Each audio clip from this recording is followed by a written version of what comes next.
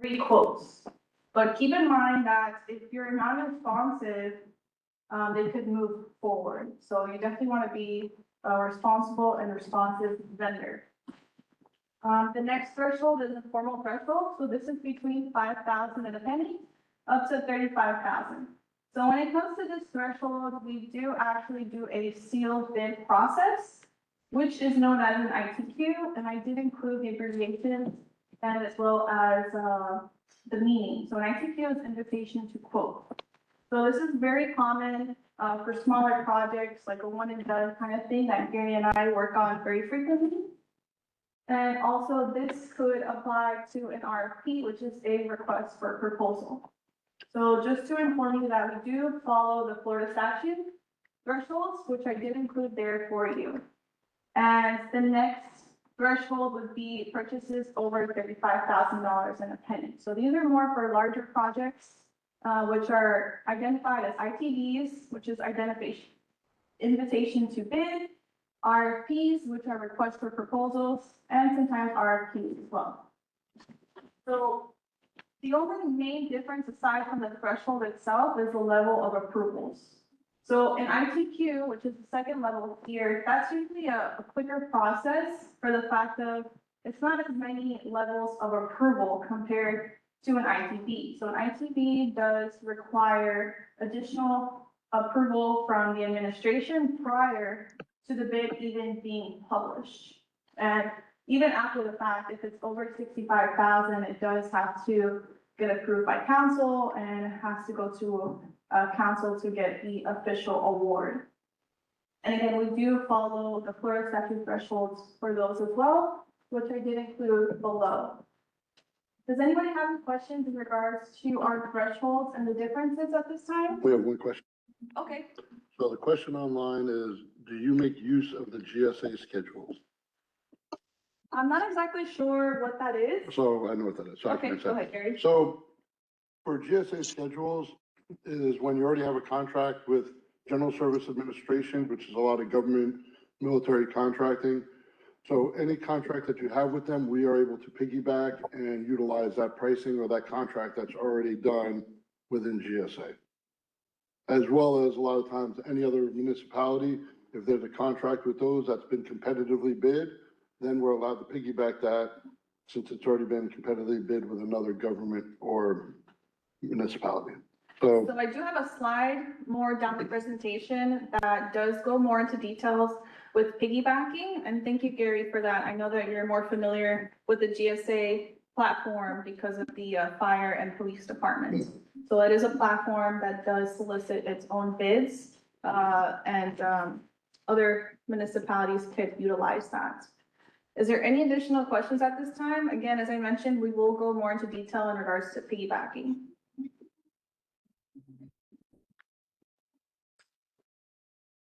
So I did include here a snapshot of the town's website.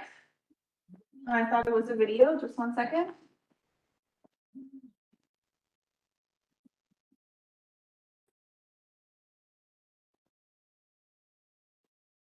Okay, so on the town's website, you could actually go ahead and navigate. oh, so I'm sorry? started to go. No, I think the video's not playing. I'm sorry, just 1 moment.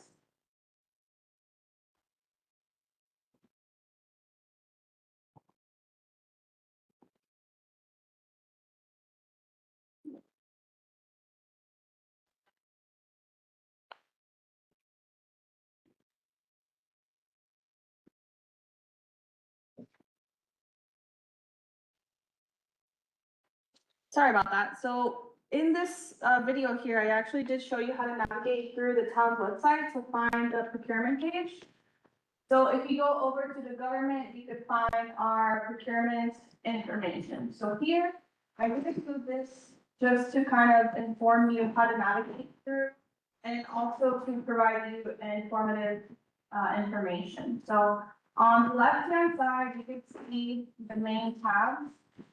So one of the main tabs I wanted to go through was the Town of Davie OpenGov bids and RFPs. Is anyone familiar with the platform OpenGov? Yes, yeah. Okay, great. And anyone online, you could go ahead and respond as well. But OpenGov is actually the platform that we currently use right now to post our solicitations. And again, is anyone not familiar or registered with OpenGov? So I will actually navigate how to follow us and create an account on OpenGov. But I wanted to inform you, if we actually click through, oh, Gary, I'm gonna need your help. Okay. Oh, I'm having issues. Sorry for the technical difficulties. So I wanted to show you how easy it is to create an OpenGov account.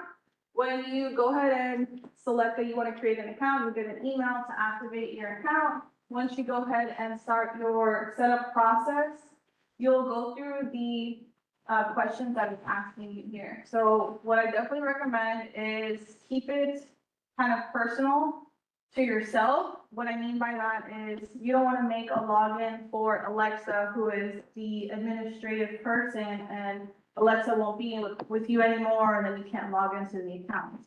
So definitely try to use a general email or use a manager email. And when you go ahead and create your account, you definitely want to take the time to create this account to where it is accessible for other municipalities. So you want to go ahead and include as much information as possible. So I'm going through here how easy it is to activate your account.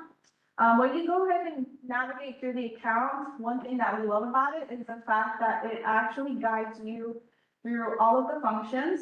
So you'll be familiarized with everything that it does provide. And in case you have any questions or if you're unsure on how to submit anything, or if you have any specific questions, on the bottom right-hand side is a little bubble where you could actually ask a question and they will get back to you right away. So it's asking you if you want to go ahead and go to the next steps on creating a project. So to inform you that when we receive our responses in OpenGov, because that's where we publish our bids, we are able to see your profile. So this is your profile. As you can see, this is a new profile, so we don't have anything. I definitely recommend you to take the time and upload your business logo, include your business address, your phone number, all your contact information, because keep in mind that other municipalities can look you up in OpenGov and they can see the services that you provide, and they can also look into your company and reach out to you for a quote, or if they wanted to add you to get notified of when they publish a solicitation. Any questions in regards to creating an account? So when you go ahead and create your account, I definitely recommend to take the time and include as many commodity codes or category codes as possible. So I did go through this section kind of quickly, but I will go ahead and go more into detail. But you definitely want to go ahead and include any licenses or certifications that your company does have, because again, that is representing your company, and it is informing everyone else what you can provide and how you are legit. You definitely want to go ahead and include maybe your W-9 and any other additional documents to represent your company. So as I mentioned in regards to category codes or commodity codes, it's very interesting because when I go ahead and publish a solicitation, I do look up commodity codes that are related to that project. So for example, if I'm doing a construction bid, there are commodity codes which a lot of vendors select that relate to their company. So if I'm looking for construction, I will type up new builds, I will look up general contractor, any commodity codes that relate to that to that project. But I would highly recommend to keep your options open and think outside the box when it does come to selecting commodity codes, because maybe there's not something specifically that you offer for that project, but maybe you could reach out to the vendor after the fact. So does someone want to give me some examples of the type of business that they have or services that they provide? Scaffolding. Scaffolding, okay, so that is with like roofing? Or what's scaffolding, I'm sorry? The scaffolds, there are scaffold for construction, support the scaffold. Perfect, so I wouldn't necessarily believe there is a specific commodity code for scaffolding. Well, there's. There is, so, So the thing is maybe I might overlook it and not select that commodity code. But I highly recommend to include additional commodity codes such as new construction, such as demolition, new builds, even roofing, anything that could kind of relate to your business type. So in that way, you'll be notified whenever those type of solicitations are out in the public, because maybe you won't necessarily get the award of the full bid, but you could follow that contract. You could see who is awarded that contract and reach out to that vendor if it's a general contractor. And you could say, hey, Jose, I see that you've gotten awarded this bid to do this construction. Do you have the scaffolding? And I could actually provide those products or that service to you, if that makes sense. Yeah, that's something more. Great, so again, definitely take the time to go ahead and look through all the commodity codes and try to explore and open up your. let me, can I just mention one thing on that? On those commodity codes as well, excuse me, they really break down to a lower level of not just like construction or valves. You can do pneumatic valves, you can do certain specific things that you mount on vehicles, like it could be gun racks specifically, so it can go really broken down pretty far, because I know when I've done a few bids, you know, I've done like valves and very specific valves, and you start typing stuff in and those things come up. So if you do valves and like 5 other things, put all those things or look for everything that you do within your company. Does anybody have any questions in regards to commodity codes or setting up your account in OpenGov?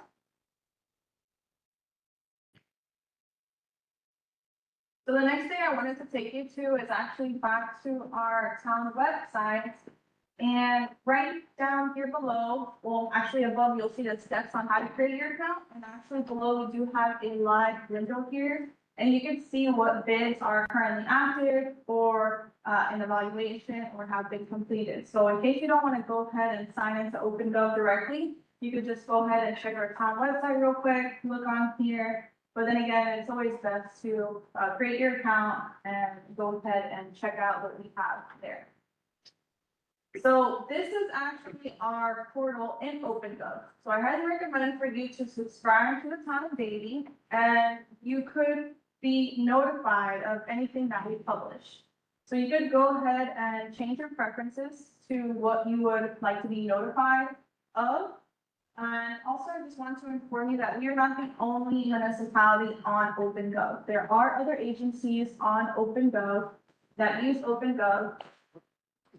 Something very interesting, when I created my dummy account for the Joe business that we just saw, I actually got an email from OpenGov that the city of Fort Lauderdale followed me and added me as a vendor. So in that way, I'll be notified also when they publish things. So keep in mind, this is definitely a great platform. And does anybody else use any other platforms for bidding? I'm sorry? I use them all. Yeah. As you should. So I have the DOT one, I have sheriff bid, I have, Great. There's someone on here said Demand Star, they use that. Perfect. yeah, I use that, I don't like that stuff. We also have BidNet and VendorLink. Okay, great. So we actually used to use DemandStar. The difference is that with DemandStar, the vendors actually have to pay for the subscription. And compared to OpenGov, OpenGov is actually a free platform for vendors. And we are the ones, the Town of Davie and other agencies pay for the subscription and make it available to you guys. So again, this is a free platform. Highly recommend to go ahead and create an account if you have not already. So we also have one question. So a question from online is, how do you do furniture requirements? Are they bundled under a prime, doing renovations / construction, or independent? I can answer that if you want me to. Okay, go ahead, guys. So, furniture is always done independently. We already have a few contracts currently for furniture. Once those contracts that we have expire, then we'll be doing a rebid for furniture. But again, it's gonna really depend on our threshold. So if it's anything that's under 5,000, they can just reach out, get a quote, and buy whatever it is that they may need. If it's anything over 5,000, but they don't see it on one of our contracts, then we would place something out for that specific furniture. So usually furniture is not bundled in with, our construction project. So kind of to add on to that, how I was referencing the commodity codes. So if you have a company that provides furniture, I highly recommend to include additional commodity codes such as new construction, renovation, because obviously once they're done, they're gonna need furniture. So it's good to follow that project, you know, contact the general contractor, whoever is awarded that bid, and see if they need furniture, or even provide them with your price list with all of the products that you provide. So again, think outside the box. Don't just necessarily follow projects that just say furniture. All right, so we have a follow-on question. So we have two follow-on questions. One I already answered, but purchase cards for under 5,000. So we do have, all our departments have procurement cards, and they're allowed to spend up to $5,000 on it. As long as they have one quote, they don't need to contract for that. And the follow-up question, is there a primary list that you would refer to for needs under 5,000? How do you decide who you call? That is completely up to the departments. So if you always reach out, like if you do vehicles and you reach out to our fleet guy and he's got your info and he knows he needs one gun rack for $4,000, I'm just making all this stuff up, by the way, then, you know, he can reach out to you directly and go, hey, man, I need this one thing, da-da, and then he can actually use his procurement card and buy that $4,000 installed rack and do that. But that is completely up to the departments. We do not decide who they call and do not call for things that they need on their procurement card under $5,000. So just to kind of clarify, the procurement card is a credit card that majority of the project managers or department heads do have. So they could go ahead and make any purchases if necessary. So kind of how I was navigating you through the town website. If you, for example, how you work with vehicles, I highly recommend to go on the town website, check out who the fleet contact is, and share your information with them. Don't just let them know, hey, I'm Alex with this company. Provide them with a price list, inform them what you have to offer, and also inform them that you're local and maybe you could provide your services or products in a, you know, a quick turnaround time as well. Do you guys use Transdev for your vehicles? What's trend? That I don't know. I'm not sure what that is. Because Gary does use the, Third party maintenance fleet? No, they actually do maintenance on site. Okay. So I'm not sure what systems they use, but I know they have lifts, garages, people there, mechanics.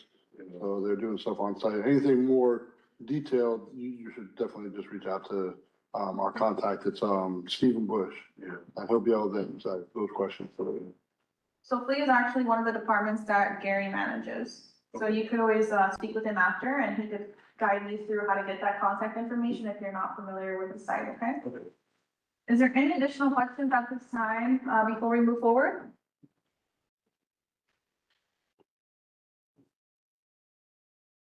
So here, I actually want to show you how it looks when we look into a bid. So this is a bid that Carolina did. And when you look into the bid, if this is something you're interested in, you can actually follow the project. So kind of like the examples I was giving you earlier, you can always follow a project, even if you don't necessarily believe that you will be bidding on it. Maybe you want to see who's awarded the contract, you want to reach out to them, provide them additional services. Like, for example, if there is, if they're doing like a renovation and you're a power washing company, you can see who gets awarded this bid. And you could reach out to them and then inform them that you do provide those services in case they need it after the fact. So just to kind of inform you how the titles are broken down. So if you see the title up top, it says ITB. So this is the invitation to bid. That kind of gives you the idea of the threshold that this contract is. So again, this will be from 5,000 and a penny up to 35,000. And the next set, which is CW, that's Carolina Wilhite. She is the procurement agent who is managing this specific contract. So if it's myself, Marcelo Polak would be MP. and Gary would be CR.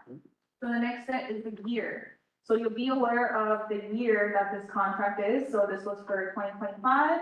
And the next set is the sequence. So this is the 11th bid that we've done for 2025. So, any questions at this time?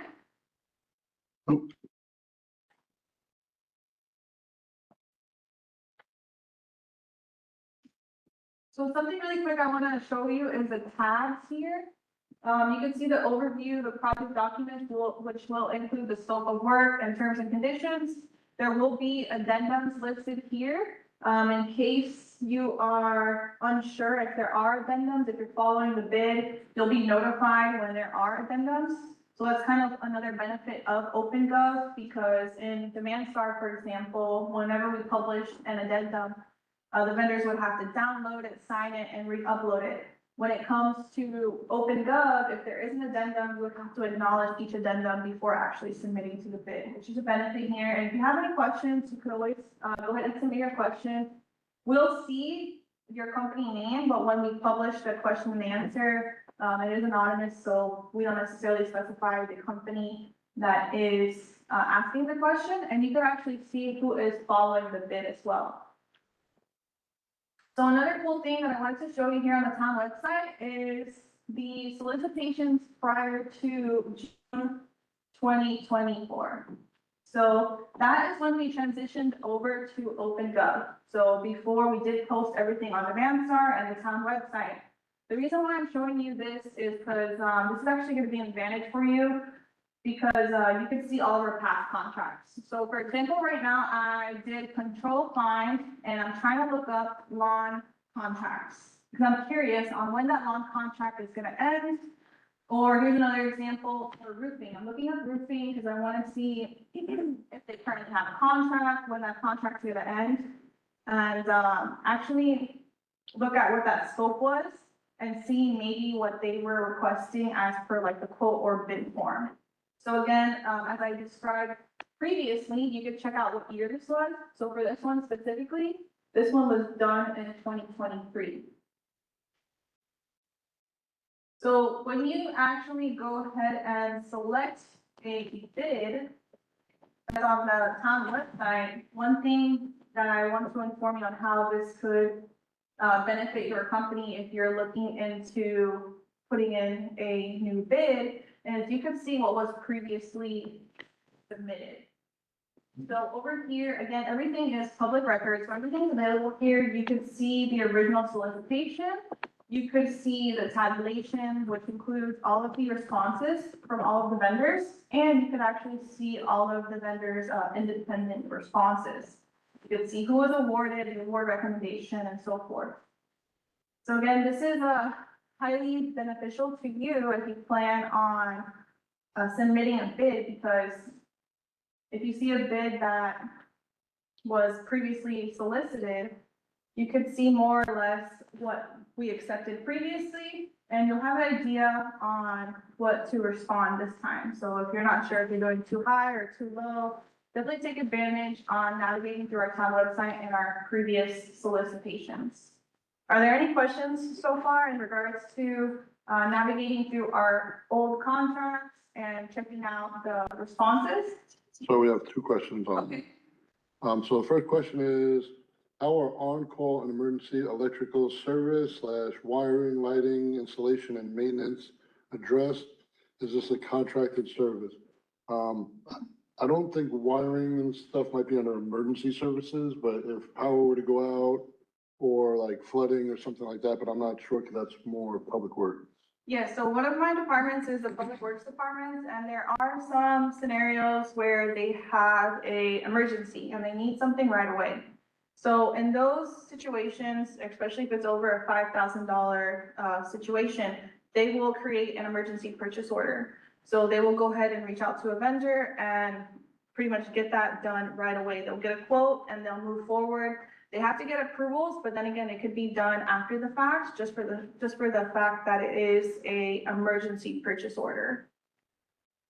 And then the second question is clarifying something that you said earlier. So they said, are you saying regarding bids that are won, if my company was on the original bid, but I can contact the winner to collaborate service after the announcement.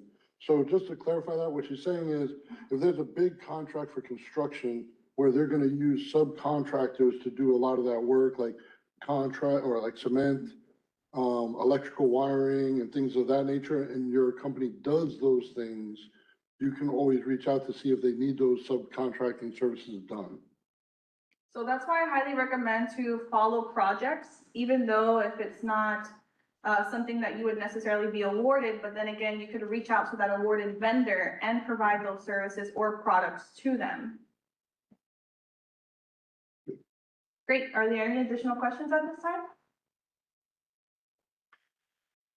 So on this next slide here, I wanted to inform you on how to build a toolkit. So this kind of goes hand in hand when you create your OpenGov account, because at the end of the day, we are going to go ahead and look over your account, not only us, but also the project managers. So that's technically your profile that we go ahead and reference to make sure that you are a company that we want to move forward with. So just to inform you, once you do submit your bids, and we do provide that information to the departments, they could go ahead and review your responses, and they will also do their homework to see if you are a vendor they want to proceed with. So one of the main things you want to check is obviously to verify that you are active on Sunbiz. There have been situations where the vendor has submitted and they were not active on Sunbiz.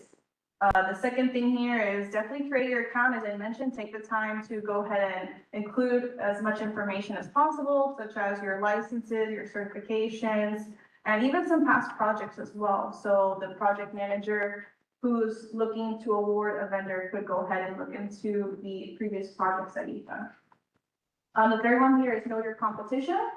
So that is why I kind of navigated you through our town website, where you could go ahead and look at our previous solicitations and you could see what was previously submitted. So aside from that, we do also have solicitations on OpenGov after when we transition. So you could go ahead and look through there and see not only active contracts, but also ones that have been awarded as well. In OpenGov. In OpenGov as well, yes. So you could filter and you could see things that have been closed. It's still available there for you to view. Also, your contact your contact references, you want to make sure that your contact references are still available at that company, because there has been situations where the project manager reaches out to the references and they're no longer with that company. So not only that, you want to make sure that your reference is aware that you are including them as a reference. And you also want to make sure that if you're including references, that they relate to this current project that you're submitting to. So if you're doing a project for fencing, you're submitting your bid for fencing, it would be best to include client references for fencing projects that you have done in the past. You also want to be able to provide your certificate of insurance. So this is highly important because we can't necessarily move forward if you don't have specific requirements for insurance. So we do include that information on each bid, which are pretty general. But then again, once you go ahead and submit your bid, in case you're missing anything, we'll contact you and guide you on what is necessary and what is missing. And another thing that I would like to inform you is you want to make sure, as per the last bullet here, that you go ahead and review your company overview, which also include your company contacts, your mission statement, organization chart, your equipment list. It's really important to include your equipment list because you might be a company that has a general name. Like for example, you could be a company that is Ed's profession. But then again, we might not know what exactly Ed's profession provides. So don't only include this on your OpenGov, but even when you reach out to these vendors, other vendors, or even to project managers, definitely include the list of services and products that you provide. It's also great to provide even your key staff, just so we know that you do have the certified architects, for example, in your company that could go ahead and provide the services that we need for a construction company including subcontractors as well. Are there any questions in regards to your toolkit? Again, this is not necessarily required, but it's highly recommended to go ahead and take these key factors into account. Got two questions. So the first question is, can new companies apply for bids? Any company can apply for a bid, whether you're registered with the town or not. Once you win a bid, then that registration for your company, if they're not registered with the town, begins. We'll be going over those slides a little later, coming up. And then the second question is, will OpenGov only show awards over $5,000? That's correct, because anything under $5,000 is not a bid. That's something they'll be doing on a procurement card or something of that nature. So we only do all the bids that are gonna be $5,000 and 1 penny or higher. So I will go over a slide in regards to vendor registration. I know a lot of vendors have questions about that. Any additional questions at this time? So the next slide here, I actually brought you back to the town website. Again, this is the hub here where you're gonna find all your information. I wanted to point out that we do have a supplier central here where you can find previous recordings. You'll also find this recording and any upcoming vendor trainings that we will have if you select the plus sign right there. Also, I wanted to point out that we have our document center, which you could go ahead and take the time to look over, and you can see our vendor requirements guide. You can also see our terms and conditions, and as we were mentioning earlier, you could go ahead and ask any questions, not only on OpenGov, but you could also see any questions that people have asked here on the town website as well. Any questions? So in regards to vendor registration, we know that a lot of other agencies, they might have a form or a link that you could go ahead and just simply submit your vendor information, and that's that. So the Town of Davie does work a little differently. We do use a platform called PaymentWorks. Is anyone familiar with the platform PaymentWorks? So PaymentWorks is a secure platform that we use for vendor registration. And we've actually utilized this platform now because it's actually a benefit to vendors. It is a free platform that you could use.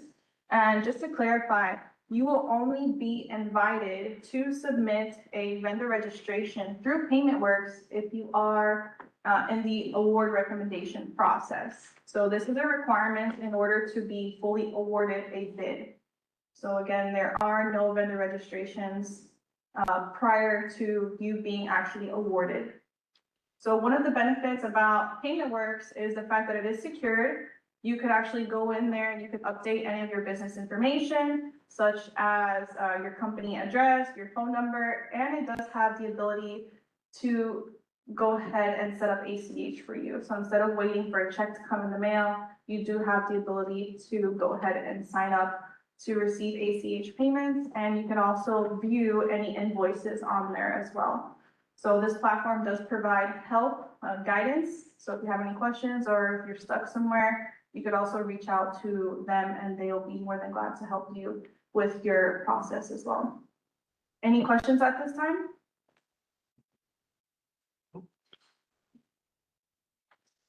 So let's say that we're in the stage where you get a award recommendation. I will go ahead, myself or Gary will send the email, hey, you're being recommended for award.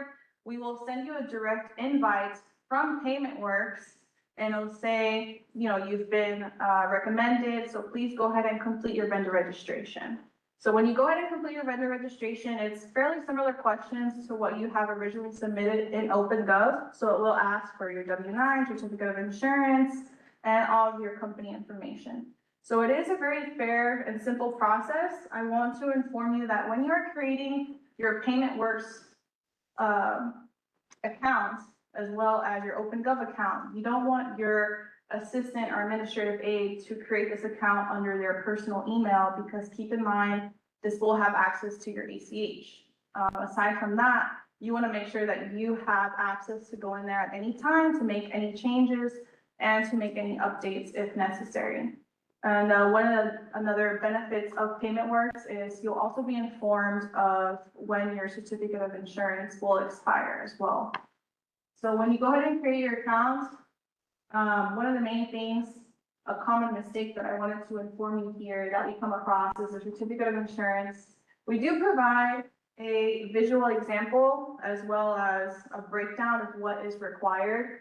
So we do require the town to be additionally insured. You have to include the contract number down in the description. But again, if there are any issues along the way, myself or Laura, who is the procurement specialist, Yeah. she will go ahead and help guide you guys through that process.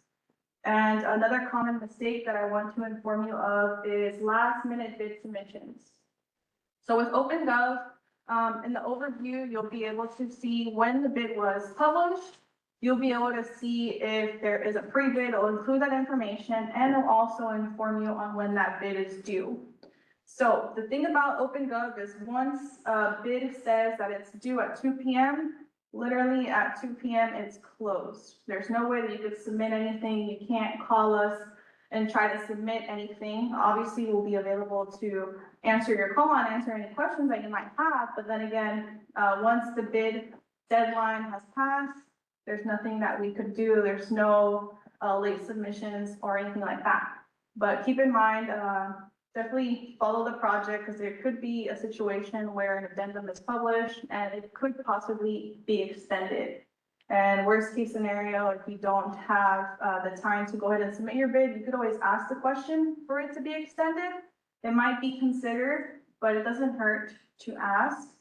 And you definitely don't want to wait till last minute to try to submit your bid because you could possibly have technical issues such as internet issues or you can't sign in. And you definitely don't want to wait last minute. Another thing is you definitely want to verify your bid response prior to submission. We have had vendors that have used the same documents that they've used for another agency and just resubmitted it to the town. So for example, they submitted a bid for the city of Sunrise and they uploaded the same documents for the town of Davie, saying the city of Sunrise. So definitely want to take the time to go ahead and review your submission, make sure that you verify all of your submitted pricing as well on the bid form, because whatever you go ahead and submit, that's what we accept.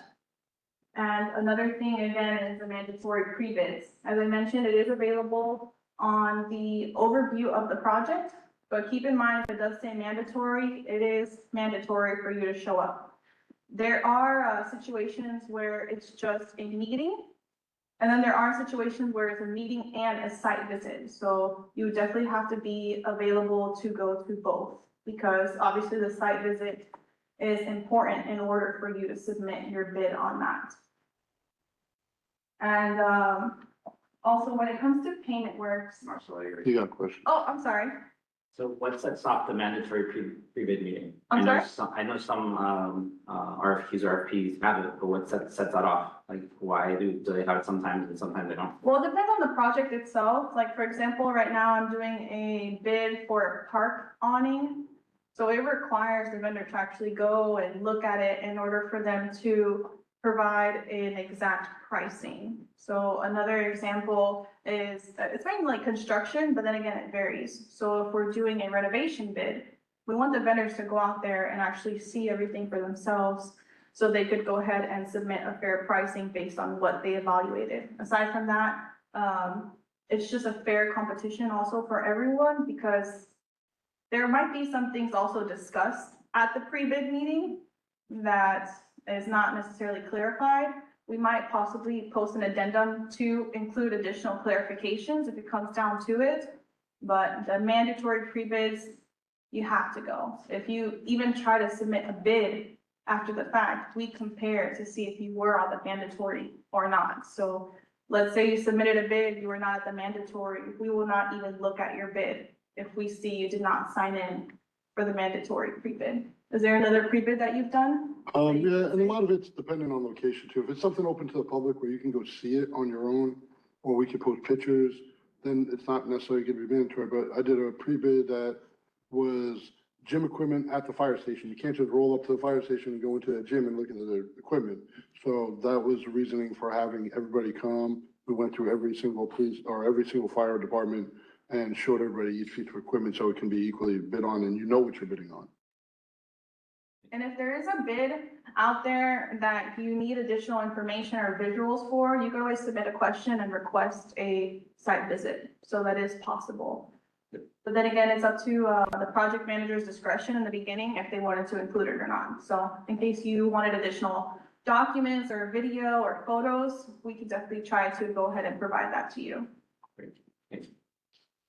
Again, another common mistake here is the payment works, bank verification. So if you do set up ACH, you want to make sure that all the information you provide is accurate, and you cannot provide any cell phone numbers. It has to be a public phone number that is visible once you look up your company as well. So PaymentWorks will contact you as a company and verify your information, and that's another reason why we went with PaymentWorks, with a secure platform. So you could definitely go ahead and sign up with ACH and not feel hesitant. Any questions? Yes? Is a certificate of insurance required for just goods, or is it goods and services? Well, we do have a general requirements for certificate of insurances. But then again, depending if it's something that's only being shipped out to us, there might be, it goes by case, but it might be something that we might not need your auto insurance if you're just shipping us something. Okay. So again, it has to be reviewed on a case by case. We do work very closely with our risk manager, Jose Lugo. So we do inform him of the bid that we're working on, and we go ahead and verify with him first. Okay, because I offer technology, and we sometimes come onto the campus or the area when necessary, so it can be produced and given at a later time. But for the most part, often they're just buying the goods, so. So if you are coming on town property, you definitely need auto, period, even if it's 1 time, 1 second. That's just a liability thing, so it is definitely required. But there are certain departments, such as the Parks and Recreation, where they work very closely with bounce house companies. So in certain situations, they might not need everything, like the 1 million coverage, but then again, certain situations and certain contracts, they do have to get reviewed by our risk manager. It all depends, it's a case by case. Any additional questions at this time? And by the way, we have Brian O'Connor here. He is our procurement manager. He came to step in. Thank you for coming, everybody.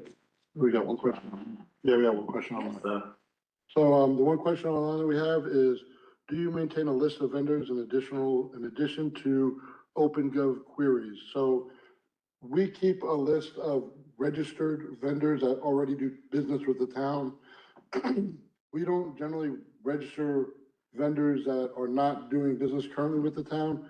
However, the departments can always invite a business to register with the town in PaymentWorks. So kind of to add on to that, mainly the departments are the ones who reach out to vendors when they need something. So that's why I highly recommend to reach out to those departments, provide the price list or specs that you have of the items that you might have. Because again, if it's something under $5,000, they could just call you, send an email for a quote, and they move forward with that. So we don't necessarily point them into who they have to work with. But keep in mind, we do have contracts for certain things. So obviously it is recommended to go ahead and utilize those contracts first, or go ahead and try to see if we have a contract with a vendor that can provide those services or goods.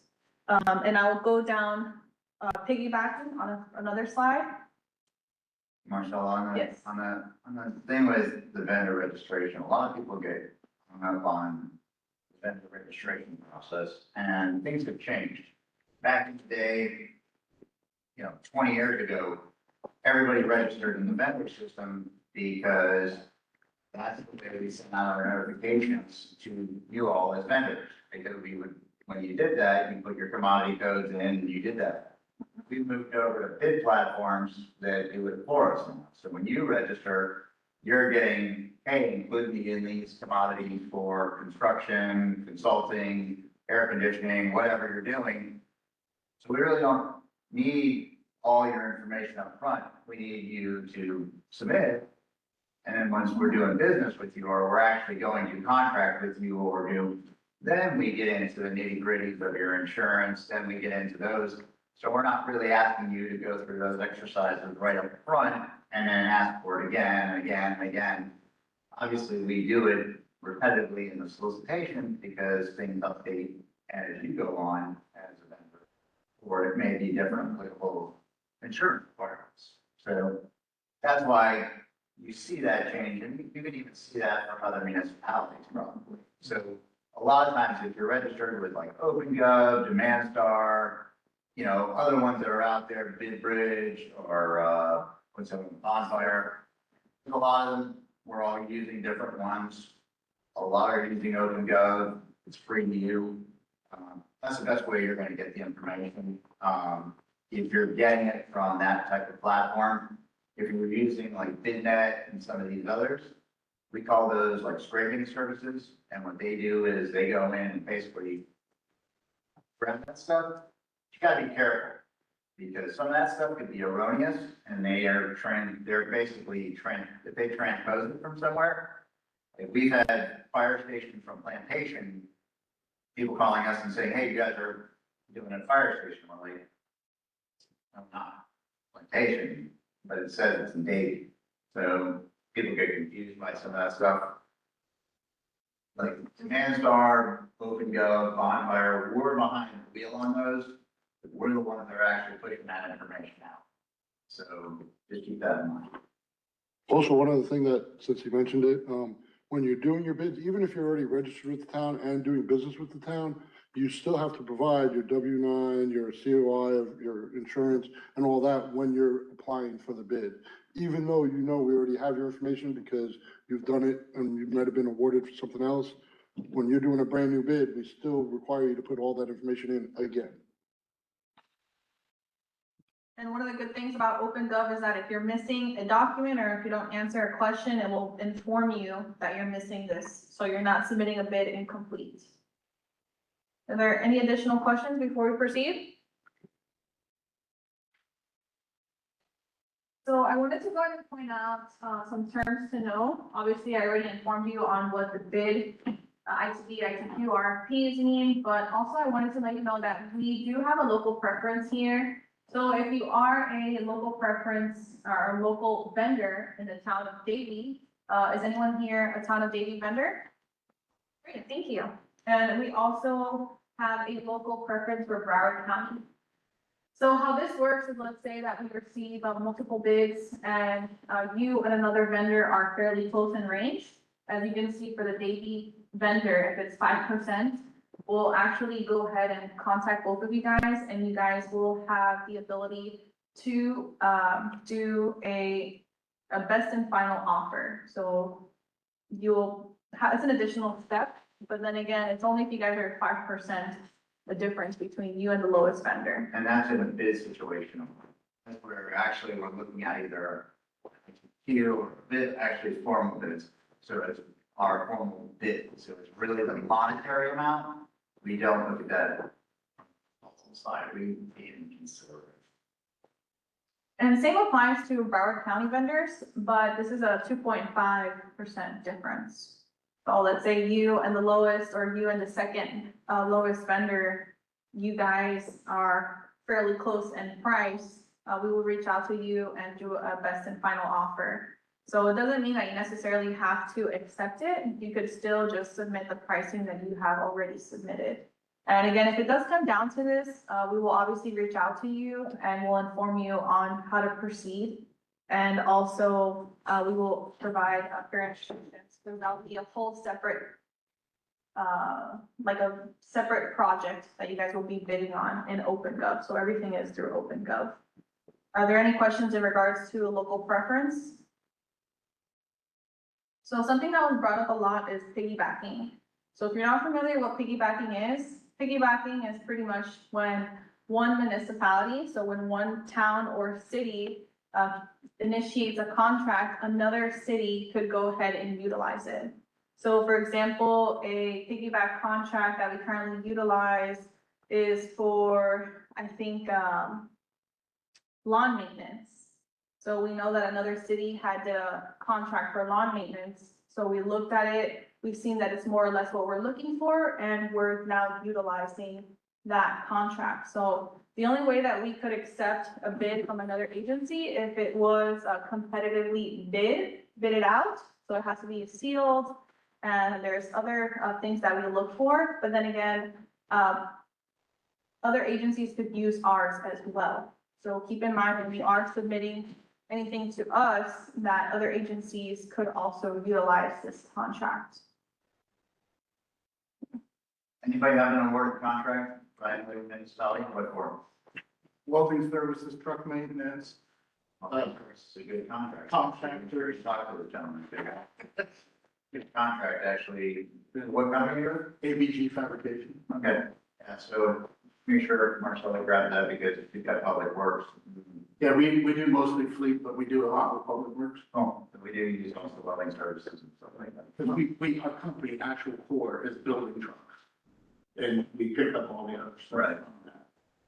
So, yeah, you have a lot of times, if you do have a contract like that, that's a great signal for you, except for if you're an architect or an engineer or a consultant or professional services.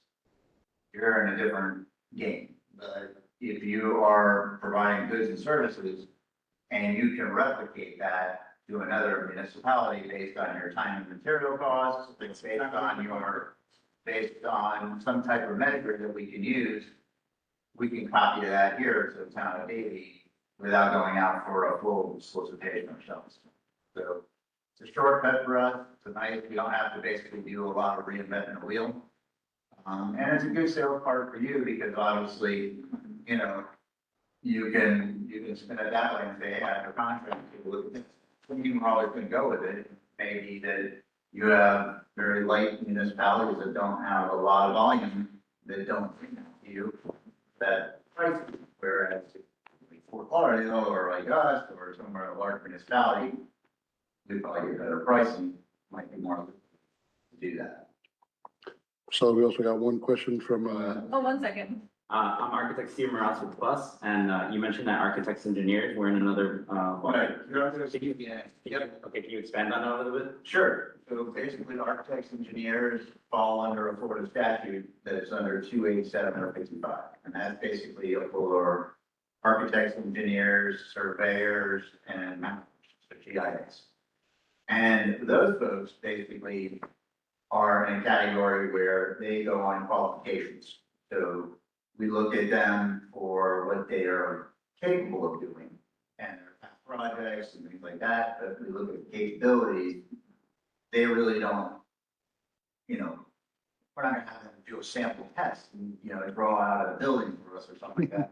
We're gonna basically look at their qualifications, their skills, you know, there, and then we negotiate with them a scope and a price for the design. And so it's a little bit different. It's not doing the bid process and so that has a completely different set of rules. The way we do. A couple of services we have that are governed by Florida statute. Everything we do here is governed by either by Florida statute or by our own local code. So. Yeah, I guess I have a question to that. So we recently won, it was kind of odd, it was called an informal quote, to redesign the CRA at Fort Lauderdale. And it was all managed through email, basically. But it kind of, it wasn't like that type of qualification or anything, basically, they just looked at the. Because $135,000 and then basically they treated it as probably the professional services and they didn't treat it as a CCNA issue. Yeah. But was it doing design or? Yeah. That's not me. I think, and what was your quantity, you said? Huh? What was the quantity you said? Well, under 35,000, Okay. you're exempt. I mean, you're basically open for anybody to do anything under the Florida statute. Okay. That's under that basically tier one, whatever they call it, under the thresholds. That threshold is 35,000. Yeah, Point shoot, anybody we want. Yeah, it was a tenant improvement for their interior offices, for the Yeah. CRA, yeah. Yeah, so if it's under 35, they can point you to go pretty much open market anywhere. Do you guys do any of those informal quotes? No, we do just point to open market professional services. Why would we, I mean, going out to bid for architectural services doesn't make sense to me, but whatever, let's just state it as done. That's all I was asking about. So just to clarify, professional services is exempt. So Yeah, we don't necessarily have to go through the bidding process. right. Once they step into it, as far as 35,000, they're not exempt. They still have to do a process. It's an RFQ, which is a request for qualifications. They can do proposals, but the pricing is not a consideration. It has been, the law is changing on it. The law has changed on it now, and you guys are allowed to compete against each other now. So Great, thank you. that is new, but I think that there's promises. All right, so a question from online, would piggybacking include pool contracts with other counties? Yes, so we could utilize pool contracts as well. We do initiate pool contracts also. So there are some pool contracts that we have utilized, such as general contracting. And also, I think the other one is like electricity, Yeah, something but like that. we do it ourselves. The other pools are ours. We don't piggyback with pools. We sparingly look at pools for piggybacking, for the fact that those are based on qualifications again, and it's based on the municipality's qualifications. So it may not line up with our qualifications, but we do look at it, and if it does line up with our qualifications, then we would consider it. But if they didn't have certain things, then we may not choose to do that. Then we had another question, going back to GSA, how would you know if a vendor has something on, or how would you become visible to us for piggybacking opportunities? So for GSA Advantage, we'll go on, if we have a certain item that we want to look at getting, we'll go on to GSA Advantage and we'll actually look to see if that item is available. And if it's available there, it shows us who it's contracted through. So, and if it's not there, then we know it's not available. Typically, though, GSA is public safety and IT. That's really where we gotta land on those. Those are really our two most usable items for those. Does that answer that question? Yeah. Okay, great. So if you wanted to see any additional information about piggybacking, you could actually check out the nigp.org. I did include it here on the slide. So that is the National Institute of Government Procurement. So you could go ahead and look through that website. It'll provide you more information about piggybacking. The next term that I wanted to inform you of is cooperative purchase.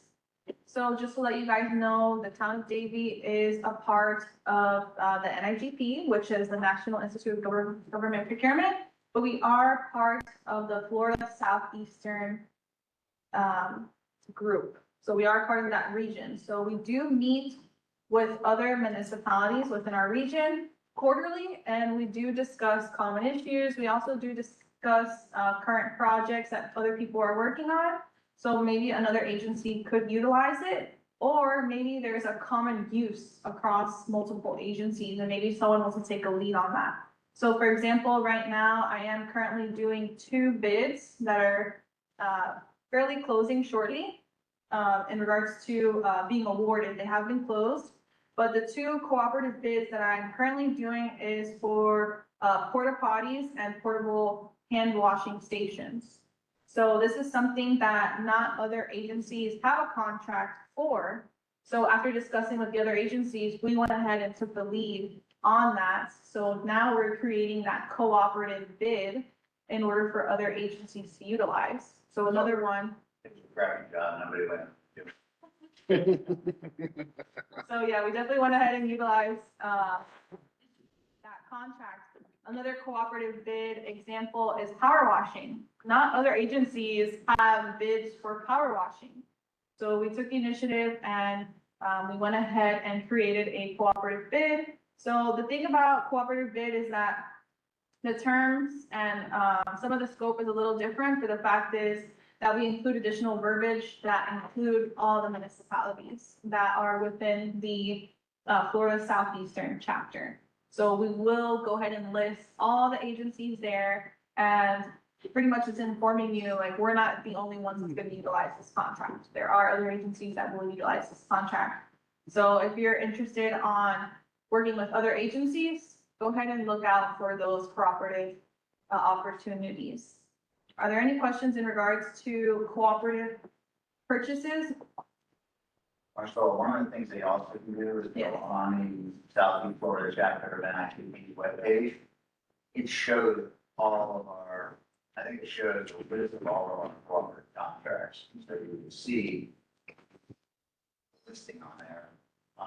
If we don't, get it out there, but that way you know if it's in their line of business, that may, to put a pin in it, see maybe down the line, or what it was supposed to be, and you can kind of watch that as well. So kind of how I walked you guys through looking at our town website and OpenGov on how to look up old contracts. You could definitely look at any cooperative contracts that we currently have active, check when it's expiring. And you could actually follow that agency or even reach out to them and request additional information as to when they might be resoliciting that bid. So you could go ahead and be notified and keep an eye out for that. Any additional questions? So the last few things here that I listed, terms to know is economics of best value through competition, best value for the dollar spent, public funds. So obviously, we are using public funds for all of these contracts, services, and goods. So we definitely want to find what's best for the town. Equitable, which is fair and adequate. Equitable contracting opportunities for vendors, qualified vendors have access to municipal markets. So again, you want to make sure that you are qualified all across the board, like I mentioned earlier with SunViz and W9 and so forth.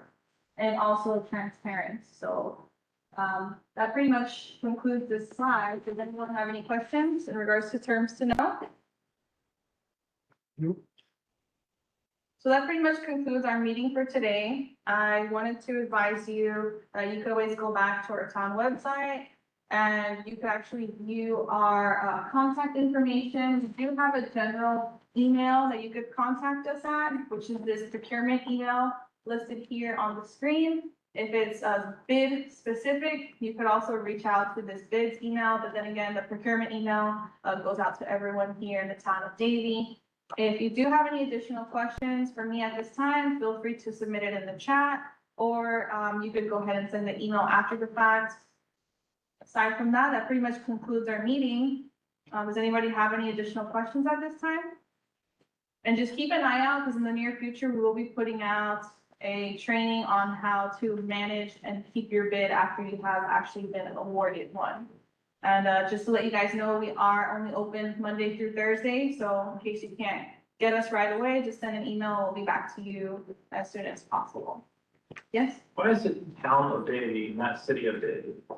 Because we go way back. So it's always been a town, like Okay, a small town. right. And we've never changed it over to a city. We're kind of just keeping that historical. Okay. Cause they tell us to.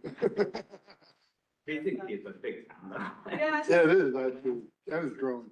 technically, but remember, if you're submitting anything, don't put City of Davie, 'cause that's like red flags, they don't want to see that, so definitely refer to Davie as the town.